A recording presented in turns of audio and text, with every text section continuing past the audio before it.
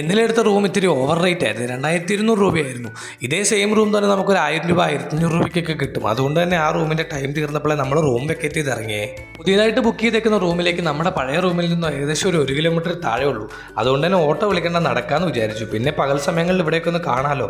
പക്ഷെ നല്ല ചൂടായിരുന്നു കേട്ടോ, സഹിക്കാൻ വയ്യാത്ത ചൂടാ. Booking.com എന്ന് പറഞ്ഞൊരു ആപ്പ് വഴിയാണ് പുതിയ റൂം കണ്ടുപിടിച്ചത്. ഹോട്ടൽ PG ഇന്റർനാഷണൽ എന്നാണ് റൂമിൻ്റെ പേര്.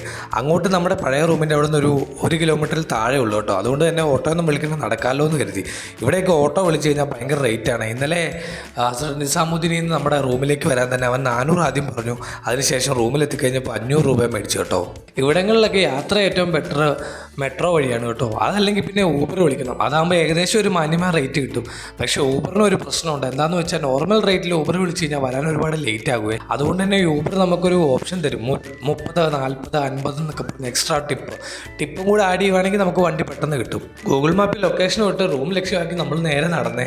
റോഡിൻ്റെ ഇരുവശത്ത് ഇഷ്ടംപോലെ കടകളാട്ടോ. ചെരുപ്പിൻ്റെ കട, തുണിക്കട, അങ്ങനെ വ്യത്യസ്തമായിട്ടുള്ള നിരവധി കടകളുണ്ട്. അതുപോലെ തന്നെ ഫുഡ് സ്പോർട്സും ചെറിയ ചെറിയ തട്ടുകട പോലത്തെ കടകൾ ഇവിടെ രാവിലെ തൊട്ടേ ഓപ്പണാണ്. ചെറിയ ചെറിയ കടകളാണ്. അതുകൊണ്ട് തന്നെ ഫുഡ് ക്വാളിറ്റിയൊക്കെ ആ റേഞ്ചിൽ പ്രതീക്ഷിച്ചാൽ മതി. പക്ഷേ പൊതുവേ നോർത്ത് ഇന്ത്യയിലെ വെജിറ്റേറിയൻ ഫുഡ്സൊക്കെ അത്യാവശ്യം ക്വാളിറ്റി ഉള്ളതാണ് കേട്ടോ. നല്ല ടേസ്റ്റും ഉണ്ടായിരിക്കുമേ. നോൺ വെജ് ട്രൈ ചെയ്യാതിരിക്കുന്നതാണ് നല്ലത്. നമ്മുടെ നാട്ടിൽ നിന്നും പൊതുവെ മറ്റുള്ളിടത്തു നിന്നെല്ലാം കണ്ടുവരുന്നതിൽ നിന്ന് വ്യത്യസ്തമായിട്ട് നോർത്ത് ഇന്ത്യയിൽ മാത്രം കണ്ടുവരുന്ന ഒരു പ്രത്യേകതരം ഓട്ടോറിക്ഷ ഉണ്ടായി. ആ ഓട്ടോ അതെങ്ങനെ ഉണ്ടാക്കുന്നതെന്ന് അറിയില്ല. ഏകദേശം ഒരു ബൈക്കിൽ നമ്മൾ ഓട്ടോയുടെ ബോഡിയൊക്കെ കയറ്റി ടൈപ്പ് ഇരിക്കും. ചെറിയ ഇടുങ്ങിയ റോഡാണെങ്കിലും ഇടതുവശത്തേക്കും വലതുവശത്തേക്കും ഓരോ ഗലികളാണ്. അവിടെയെല്ലാം ഒരു നിരവധി ഫാമിലികൾ താമസിക്കുന്നുണ്ട് കേട്ടോ.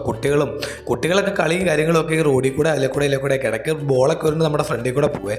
അവിടുത്തെ പേയ്മെൻ്റൊക്കെ നടത്തി നമ്മൾ ചെക്ക് ഇൻ ചെയ്തു കേട്ടോ. എന്തായാലും ഇന്നത്തെ ദിവസം ഒന്നും കഴിച്ചിട്ടില്ല, നല്ല വിശപ്പുണ്ടായിരുന്നേ. തൊട്ടടുത്ത് തന്നെ ഉള്ള ഒരു ധാബയെ നമ്മൾ കയറി ഫുഡൊക്കെ ഓർഡർ ചെയ്തു കേട്ടോ. പക്ഷേ അവിടുന്ന് ഫുഡ് കിട്ടാൻ കുറച്ച് ഡിലേ എടുത്തു.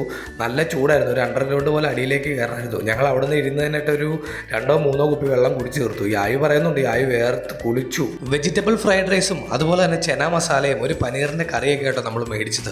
നല്ല ടേസ്റ്റ് ആയിരുന്നു ഫുഡിന്. എന്തായാലും ഞങ്ങളത് ഫുള്ള് കംപ്ലീറ്റ് ചെയ്തു. വയർ നിറച്ച് കഴിച്ചു കേട്ടോ. വെള്ളമൊക്കെ ഒരുപാട് കുടിച്ചു. എന്നിട്ട് നേരെ യായു നല്ല ദാഹമാണെന്ന് പറഞ്ഞു. അതും പോരാ, യായു വേർത്ത് കുളിച്ചു, യായു മടുത്തെന്നൊക്കെ പറഞ്ഞു. നേരെ ഈ ബായോട് പറഞ്ഞു ഫുഡിന് നല്ല ടേസ്റ്റ് ഉണ്ടായിരുന്നൊക്കെ പറഞ്ഞു. ഇവരാണ് കേട്ടോ കുക്ക്. അവിടെ നിന്ന് നേരെ ഇറങ്ങി ഓപ്പോസിറ്റ് ഒരു ജ്യൂസ് കട ഉണ്ടായിരുന്നേ. അവിടെ പോയി യായുവിനൊരു മാംഗോ ജ്യൂസ് ഓർഡർ ചെയ്തിട്ട് ഞങ്ങൾ നേരെ റൂമിലേക്ക് പോയി.